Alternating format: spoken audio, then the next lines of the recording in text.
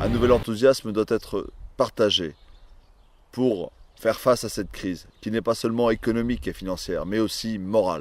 Nous aurons besoin de courage. Toute ma vie de famille, mon métier, notre territoire, m'ont appris que le bien ne fait pas de bruit, que rien de solide ne se construit si on ne joue pas collectif, que rien de durable ne se bâtit sur la division des Français. Nous avons besoin d'une politique qui ne soit pas un spectacle, qui ne soit pas faite de carrière. Nous avons besoin de remettre les Français, leur vie présente, leur avenir, au cœur de la vie politique. Notre monde souffre de trop d'inégalités, d'un manque de repères, d'un chômage grandissant, de nos comptes publics dégradés, des biens communs trop peu respectés. Le temps est donc venu d'un nouvel élan pour vivre et produire ici, un nouvel effort pour vivre et produire autrement.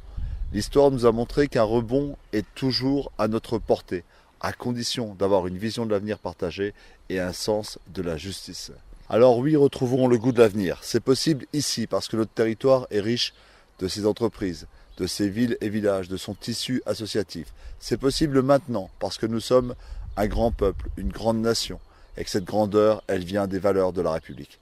Alors ne nous laissons pas impressionner par ceux qui parlent fort mais creux, par ceux qui depuis 10 ans ont fait le jeu des plus privilégiés et qui aujourd'hui courtisent les plus pauvres, par ceux qui caricaturent la vie publique au point d'attiser les haines. Je vous invite à échanger, à nous rencontrer partout, dans les réunions publiques, dans les villages, dans les villes. Je vous invite à prendre part à nos côtés à cette campagne. C'est public parce qu'ils sont bien pleins de ceux qu'on ne pas. C'est l'école, c'est l'hôpital et c'est la sécurité. Les risques d'une médecine à deux vitesses sont patents, notamment par l'affaiblissement de l'hôpital public, par les paiements à l'acte, qui sont tellement fragilisés. Non, ça toujours pas ça. Et de l'hôpital public. Et le troisième plan, c'est la sécurité. Beaucoup de bruit, peu de résultats. Et en milieu rural, là, on est concerné. Donc, retrouver la proximité et la capacité à mailler le territoire en préventif, c'est génial. Ça va s'en campagne. On va le remarquer, ça va être et puis,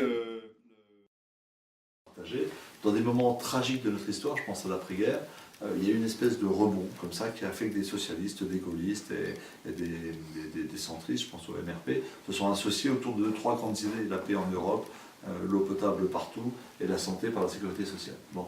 Est-ce qu'on est capable aujourd'hui de retrouver un peu cet élan fondateur qui rassemble notre République, notre société, et qui disent voici les défis à venir: mondialisation, transition énergétique, passion partagée voilà, autour de la culture, etc.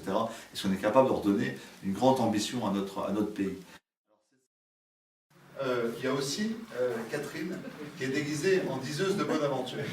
Alors je passe devant son stand, je connais bien, on est des vieux potes de porte-à-porte au Ronchêne, à l'Hiverdin, et je lui dis dis-moi l'avenir. Tout le monde s'écarte respectueusement, et elle commence à lire dans ma main le 10 juin, le 17 juin. Eh bien, vous ne saurez pas la réponse. C'est un secret entre elle et moi.